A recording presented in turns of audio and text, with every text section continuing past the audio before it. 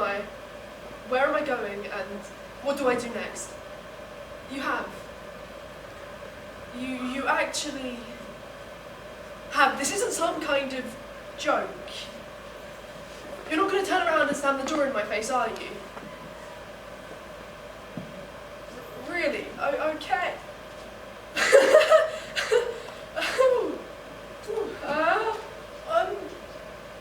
I've never really gotten this far before. I'm not really sure what to say next. You're serious, you're totally here for it. You really want to have an honest conversation about religion.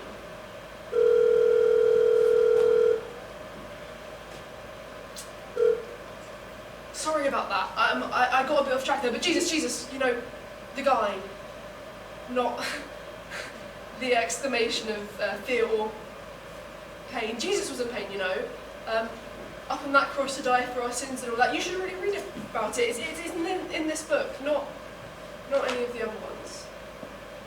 Why? Love? I mean, you'd be doing me a massive favour.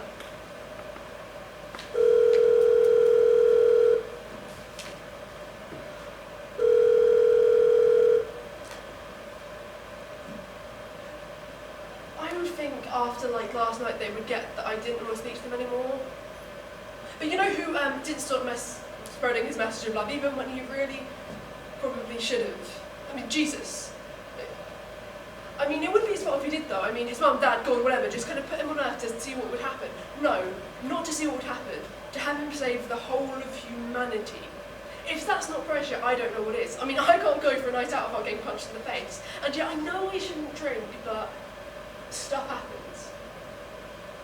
A lot of stuff fucking happens apparently.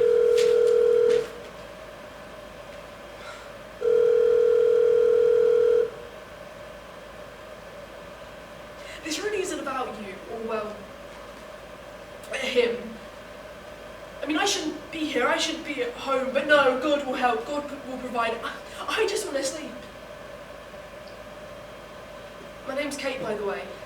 You've heard an awful lot about me, not to know my name, it's Kate.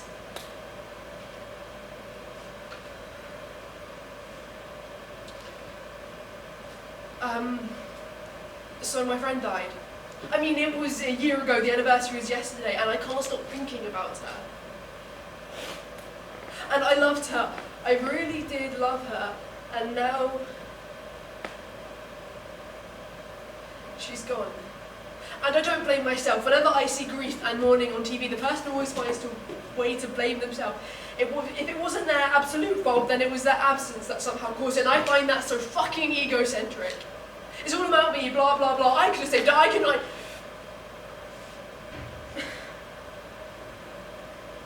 The problem isn't that I feel it's all somehow my fault. The problem isn't that I feel guilty. It's that I don't feel anything at all. I feel none. And I've lost people before, grandparents, and it was expected, and I cried, and I grieved, and I moved on. But Liz, she was so full of life. I haven't cried, and it's been a year, and I still haven't cried. So I threw myself into religion, because that's what you do, isn't it? When everything goes wrong, find solace in God. Do you know how many doors I have knocked on in the past year, trying to convince people of something I don't even know if I believe in anymore?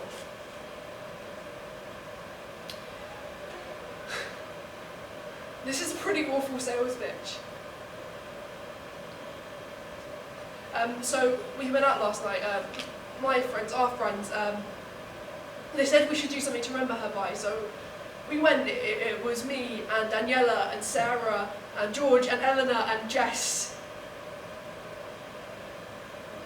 and Jess's boyfriend Will. And I don't know what it is about Will, but he's always felt off to me. He didn't know Liz, at least not well. But he was there at the funeral and then at the wake suffocating. and him and Jess had this fucked up relationship. You need a flowchart to keep track of it. I mean, they're in undying love one week and broken up the next. Last night I saw Will cheating on Jess, and I don't know why I thought it was a good idea to tell her. I don't know why I didn't think it would backfire. But I've spent the past year learning that there's no point in living without the person you love. And so I told her. But he said I was lying. He said I was conceited and vain.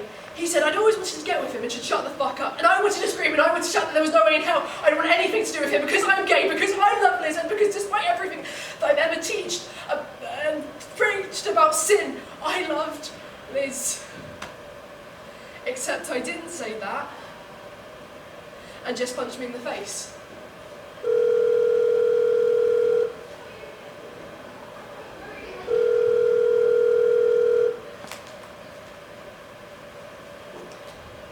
That's Jess. And the funny thing is, I don't know if she's calling to apologise or condemn me further. Liz was the only person that knew I was gay.